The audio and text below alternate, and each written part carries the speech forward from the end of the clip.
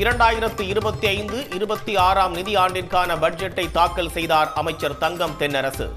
20 லட்சம் கல்லூரி மாணவர்களுக்கு மடிக்கணினி அல்லது கையடக்க கணினி வழங்கப்படும் என அறிவிப்பு. அடுத்த 2 ஆண்டுகளில் 20 லட்சம் கல்லூரி மாணவர்களுக்கு அவரவர் விருப்பத்தின் அடிப்படையில் ஒவ்வொருவருக்கும் கைக்கணினி அல்லது மடிக்கணினி வழங்கப்படும். அரசு ஊழியர்களுக்கு மீண்டும் சரண்டர் விடுப்பு சலுகை வழங்கப்படும் என தமிழ்நாடு அரசின் பட்ஜெட்டில் அறிவிப்பு. கொரோனா காலத்தில் நிறுத்தப்பட்ட சலுகை மீண்டும் வழங்கப்படுவதால் 9 லட்சம் பேர் பயன்பெற உள்ளனர்.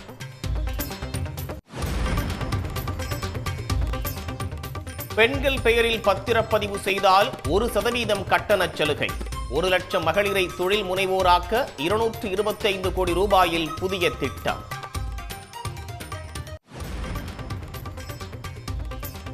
மகளிர் உரிமை தொகை பெறாத தகுதி வாய்ந்தவர்களிடமிருந்து விரைவில் விண்ணப்பங்கள் பெறப்படும். உயர்கல்வி பயிலும் 3ஆம் பாலினத்தவர்களுக்கும் தமிழ் புதல்வன் மற்றும் புதுமை பெண் திட்டம் விரிவாக்கம். 2 டைமில் நான் அப்ளை பண்ணேன். ஆனால் என்னுடைய இது விடுபட்டுருச்சு. ஆனால் நான் இன்னைக்கு பட்ஜெட்டில் பார்க்கும்போது மகளிர் தொகை நான் விடப்பட்டதை திரும்பி தருவேன்னு சொல்லி முதலமைச்சர் அறிக்கையிட்டிருக்கிறாரு. அதில் நாங்கள் ரொம்ப நம்பிக்கையோடும் சந்தோஷத்தோடும் இருக்கிறோம். கலைஞர் கனவு இல்லம் திட்டத்தின் கீழ் 3500 கோடி ரூபாயில் 1 லட்சம் புதிய கான்கிரீட் வீடுகள் கட்டப்படும். கலைஞர் நகர்ப்புற மேம்பாட்டு திட்டத்திற்கு 2000 கோடி ரூபாய் ஒதுக்கப்படும் என்று அறிவிப்பு.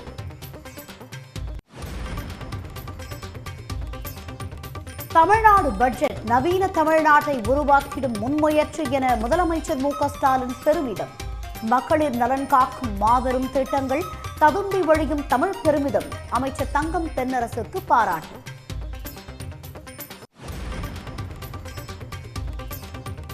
சட்டப்பேரவையிலிருந்து அதிமுக பாஜக வெளிநடப்பு. பட்ஜெட் உரைக்கு முன் டாஸ்மாக் விவகாரம் குறித்து விவாதிக்க அனுமதி அளிக்கவில்லை என புகார். முன்னறிப்பு காலம் 14 நாட்கள் முடிவடைந்து விட்டதால் பேரவைத் தலைவர் பதவி நீக்கம் செய்யும் கோரும் தீர்மானத்தை இன்றே எடுத்துக்கொள்ள வேண்டும் என்று அவர் சட்டமன்றத்திலே பேரவைத் தலைவரிடம் கேட்டுக்கொண்டார். தமிழ்நாடு அரசின் பட்ஜெட்டிற்கு அரசியல் கட்சி தலைவர்கள் வரவேற்பு. 20 லட்சம் மாணவர்களுக்கு மடிக்கணினி வழங்குவது வரலாற்று சிறப்புமிக்க திட்டம் என பாராட்டு.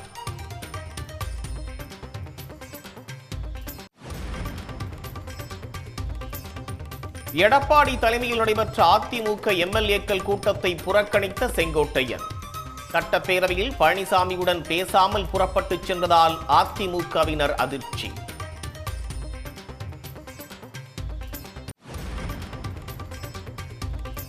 கச்சத்தீவில் புனித அந்தோனியார் திருவிழா கொடியேற்றத்துடன் தொடக்கம்.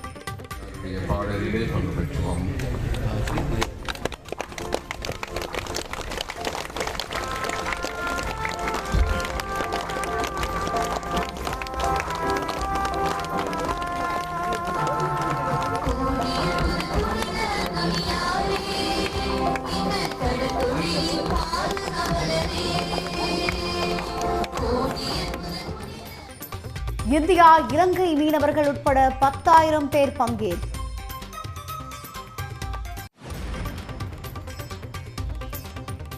மதுரை சிறை கைதிகள் தயாரித்த பொருட்களில் போலி ரசீது மூலம் 1,63 லட்சம் ரூபாய் மோசடி செய்த வழக்கு. அதிமுக ஆட்சி காலத்தில் நடந்த மோசடி தொடர்பாக 3 அதிகாரிகள் பணியிடை நீக்கம். தொகுதி மறுசீரமைப்பு தொடர்பாக முதலமைச்சர் மு.க.ஸ்டாலின் நடத்தும் கூட்டம். கேரள முதலமைச்சர் பினராயி விஜயனுக்கு நேரில் அழைப்பு.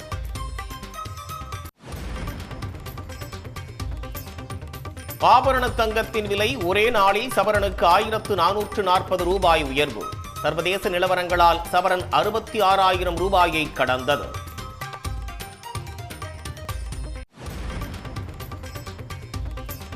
தமிழ்நாடு அரசின் பட்ஜெட் அறிவிப்புகளுக்கு மகளிர், மாணவர்கள், மீனவர்கள் வரவேற்பு. அனைத்து தரப்பினரும் பயன்பெறும் வகையிலான பட்ஜெட் என மகிழ்ச்சி. மகளிர் உரிமை தொகைக்கு நாங்கள் உரிமை தொகை 1000 ரூபாய் பணத்துக்கு நாங்கள் எழுதி போட்டிருந்தோம். அது எல்லாத்துக்கும் நிறைய பேருக்கு கிடைச்சிது. எங்களுக்கு எல்லாம் கிடைக்கலைங்க. மறுபடியும் வந்து நான் அதுக்கு அப்ளை பண்ணலான்னு இருக்கிறேங்க. கிடைச்சா சந்தோஷம். யுபிஎஸ்சி தேர்வர்களுக்கு ஊக்கத்தொகை அறிவித்த நிதியமைச்சர். நேர்முக தேர்வுக்கு தயாராகும் மாணவர்களுக்கு 50,000 ரூபாய் வழங்கப்படும் என அறிவிப்பு. டாஸ்மாகில் ஊழல் என்பது பொய்யான குற்றச்சாட்டு என அமைச்சர் செந்தில் பாலாஜி விளக்கம். அமலாக்கத்துறை நடவடிக்கையை சட்டப்படி எதிர்கொள்வோம் என உறுதி.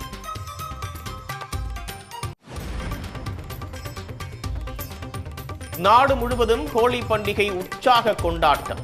வண்ணப் பொடிகளை ஒருவர் மீது ஒருவர் தூவி உற்சாகம்.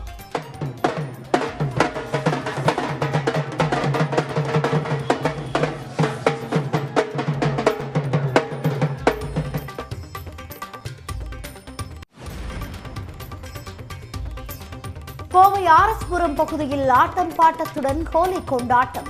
ஒருவருக்கொருவர் வண்ணப் பொடிகளை தூவி மகிழ்ச்சியை வெளிப்படுத்திய வட மாநில மக்கள்.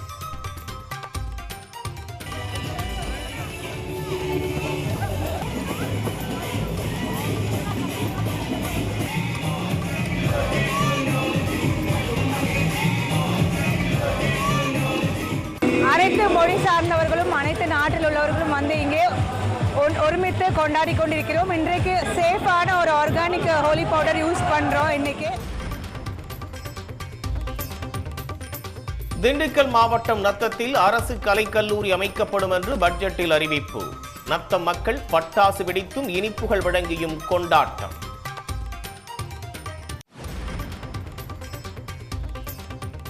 ஒன்றிய அரசு ஏற்கனவே அறிவித்தபடி தவேக தலைவர் விஜய்க்கு ஒய் பிரிவு பாதுகாப்பு வழங்க நடவடிக்கை. நீலாங்கரை உதவி ஆணையர் பரத் தலைமையிலான போலீசார் நேரில் சென்று ஆலோசனை.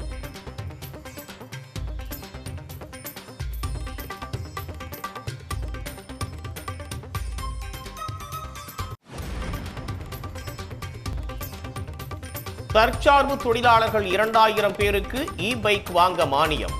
20,000 ரூபாய் மானியம் வழங்கப்படும் என்று பட்ஜெட்டில் அறிவிப்பு.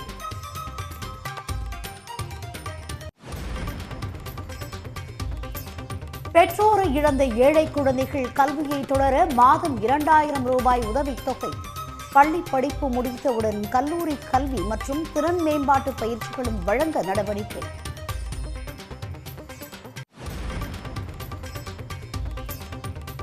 பூவிருந்தவல்லி போரூர் இடையே வரும் டிசம்பரில் மெட்ரோ ரயில் இயக்கப்படும் என்று அறிவிப்பு. கிளாம்பாக்கம் வரை மெட்ரோ ரயிலை நீட்டிக்க விரிவான திட்ட அறிக்கை ஒன்றிய அரசுக்கு அனுப்ப நடவடிக்கை.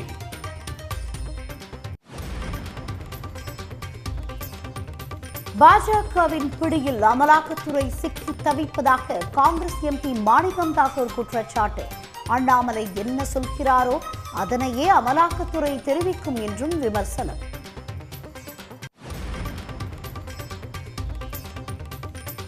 மீன்பிடி தடை காலத்தில் மீனவர்களுக்கு உதவித்தொகை வழங்க 381 கோடி ரூபாய் மானிய நிதி ஒதுக்கீடு.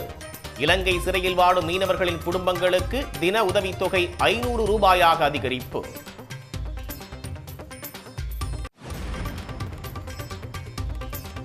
சென்னையில் தாம்பரம், கிண்டி, கலங்கரை விளக்கம் உயர்நீதிமன்றம் ஆகிய வழித்தடங்களில் மெட்ரோ ரயில் சேவை.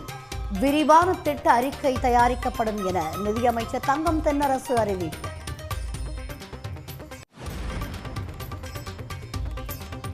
மகாராஷ்டிராவில் ஆங்கிலத்தில் நடத்தப்பட்ட சில போட்டித் தேர்வுகள் இனி மராத்தியிலும் நடத்தப்படும். மராத்தி அவசியம் என RSS நிர்வாகிக்கு பதிலடி கொடுத்திருந்த நிலையில் முதலமைச்சர் பட்னவிஸ் புதிய அறிவிப்பு.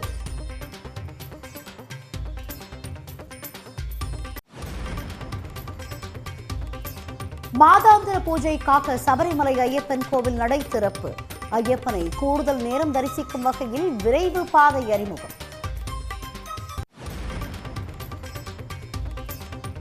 சென்னை, மும்பை இடையே வரும் 23ஆம் தேதி IPL போட்டி. டெல்லியிலிருந்து சென்னை வந்தார் நட்சத்திர வீரர் தோனி.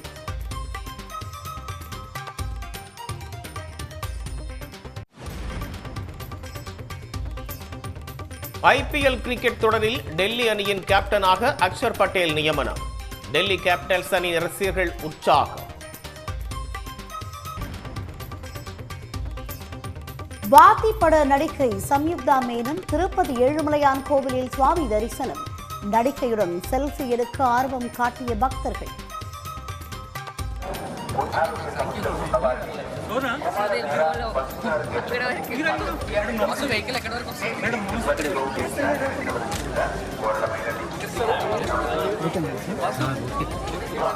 உடனுக்குடன் செய்திகளை தெரிந்து கொள்ள சன் நியூஸ் பெல் ஐகானை கிளிக் பண்ணுங்க.